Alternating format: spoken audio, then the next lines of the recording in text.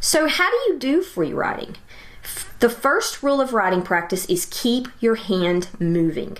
Pick a specific period of time. It can be 10, 20, 30 minutes. I recommend starting on a smaller amount of time, such as 10 minutes. I would go at least 10 minutes to start, though, so that it makes it worth your time and you're able to go down into that zone that I was talking about, where it just kind of flows and kind of happens on its own. And there's a sort of effortlessness effort to doing free writing. So keeping your hand moving is one part of it. Whatever happens, keep going. This gives you a chance to outpace the editor so it can't catch up. Number 2, lose control. Let it rip. Don't worry about what anyone thinks. Just write. And so that's probably counter or opposite of what we're taught. But that's what you do when you free write. You lose control. You just go for it. You just let it flow and let it flow naturally. Number 3, show, don't tell. In other words, not truck, but rusty blue Ford. Not a crazy woman, but a woman with bloodshot eyes, wild silver hair, and shaking hands. If you write something vague, simply add specific details and move forward. So if you write something vague, don't worry about it. Just go down deeper and describe it a little more clearly. This doesn't mean you have to use overkill, but just show instead of telling. And keep in mind that show, don't tell doesn't just apply to creative writing. It can apply to a scientific article. You don't just say what happened, you describe the process. If you're doing a course, you obviously don't just tell someone something, you show them how to do it.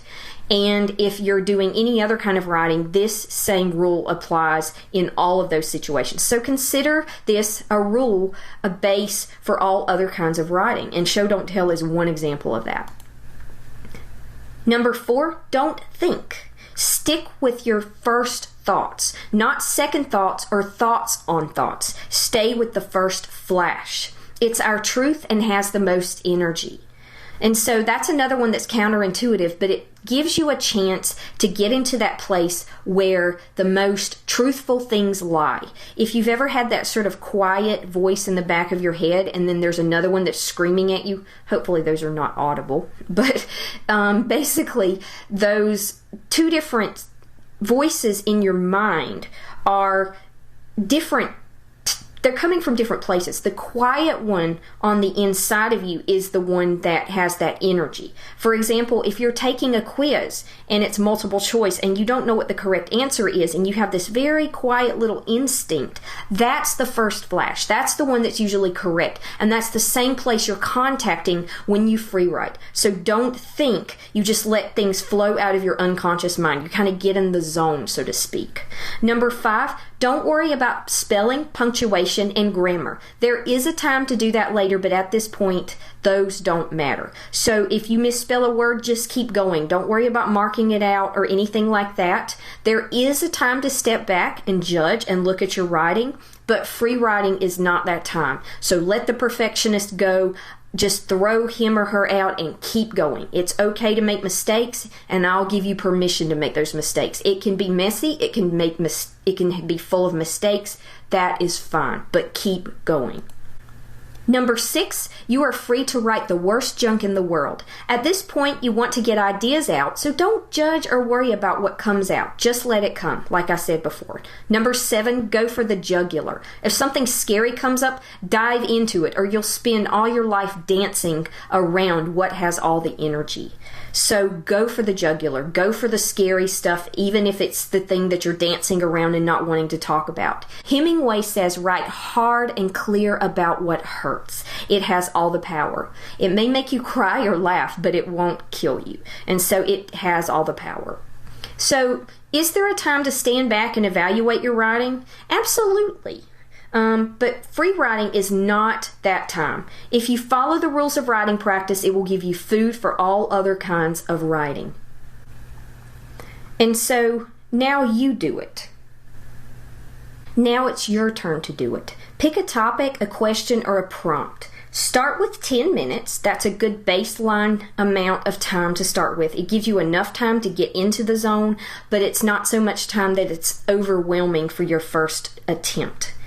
And so think about, what project are you working on? What writing are you doing? Or do you just want to create a daily writing practice and start from scratch? Are you working on a project? Whatever the case may be, if you're doing course creation, if you're doing a specific lecture for that course, or if you're building the concept of the course, start with 10 minutes, pull out a sheet of paper, and write. Keep in mind that you don't have to have a specific prompt, or you can. You can create a few questions to springboard from, or one question to springboard from, but I would keep it simple and straightforward to start off with.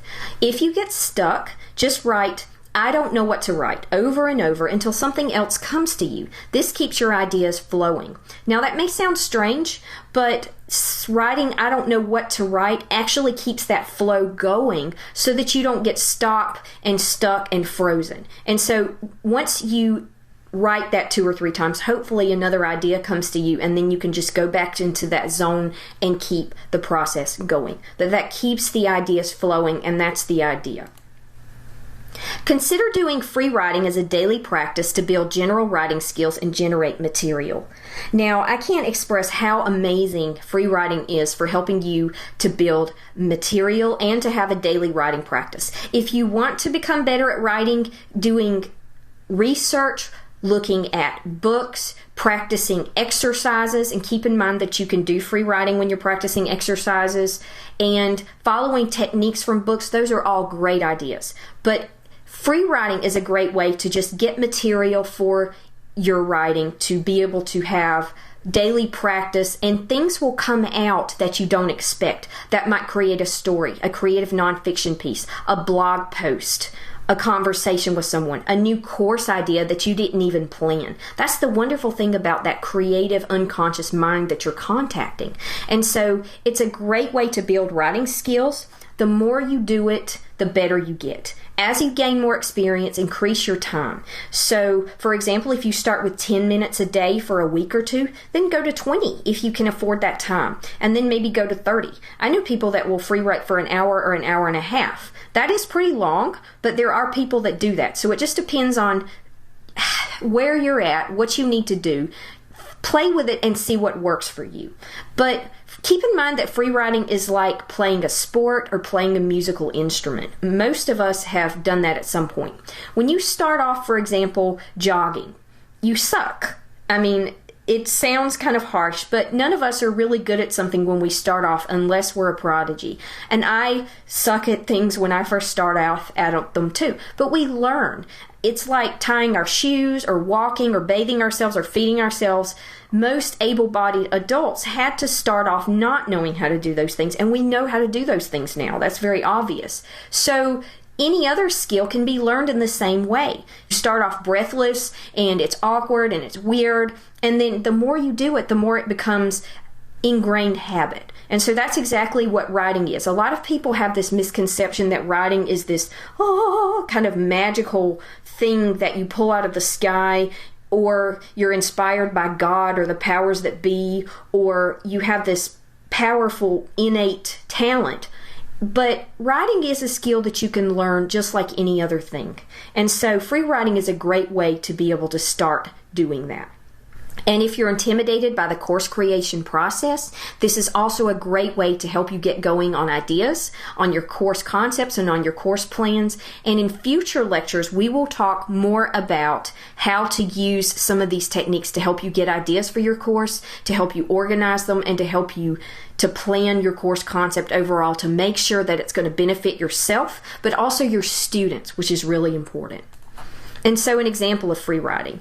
Now, we have a certain example in listing, and we're going to keep referring to the same prompt over and over just to kind of keep some consistency in the process. So based on the same prompt that will come up in listing, write an essay on a controversial social topic. Here is a short sample of free writing from the listing topics. Now, I'm not asking you to do this, but just for a scenario, since there are so many different possibilities on how you can use free writing, let's just take a college essay for an example. Let's pretend like we have a first-year college student, or maybe a second-year college student, and they're being asked to write a controversial social issue argument essay.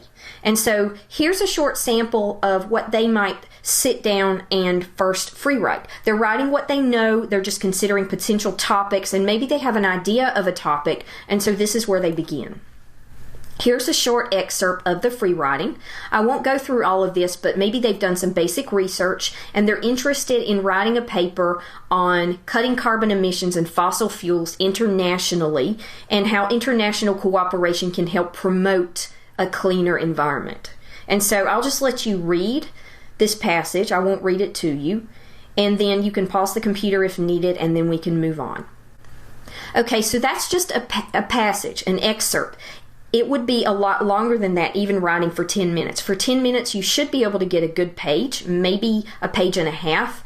There's not a required amount, but I'm just giving you an idea of how much you might include in a free write. Now, that's simply the ideas that come to someone who might write what they get out of their head and what they know on the topic to help them get started on the argument. Is this a final product? No, obviously not. If someone turned that in as is, they would probably get a very low mark on their essay. And so you might find something that you like in the piece, something that has energy, something that stands out. So once you get done with your free writing, what do you do with it? Well, first you have to ask yourself, what are my goals? Why am I doing this? And you should already know those things. And so once you have a free write, step back and see what stands out. What has the energy? What shows potential? You may have a rough paragraph or two for a draft, and you may find that you just have a sentence or two that stands out. And what you could do is pull that passage or those couple of sentences out and free write further to get more ideas.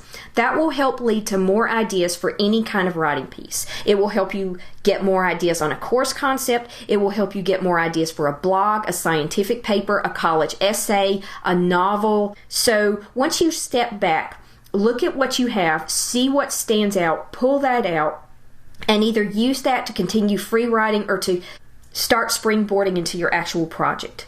So that is free writing, and I will include the rules of writing practice in a separate document in the course so that you can access it anytime that you want. That is free writing, and that is the end of the first major brainstorming technique, and I will see you in the next one.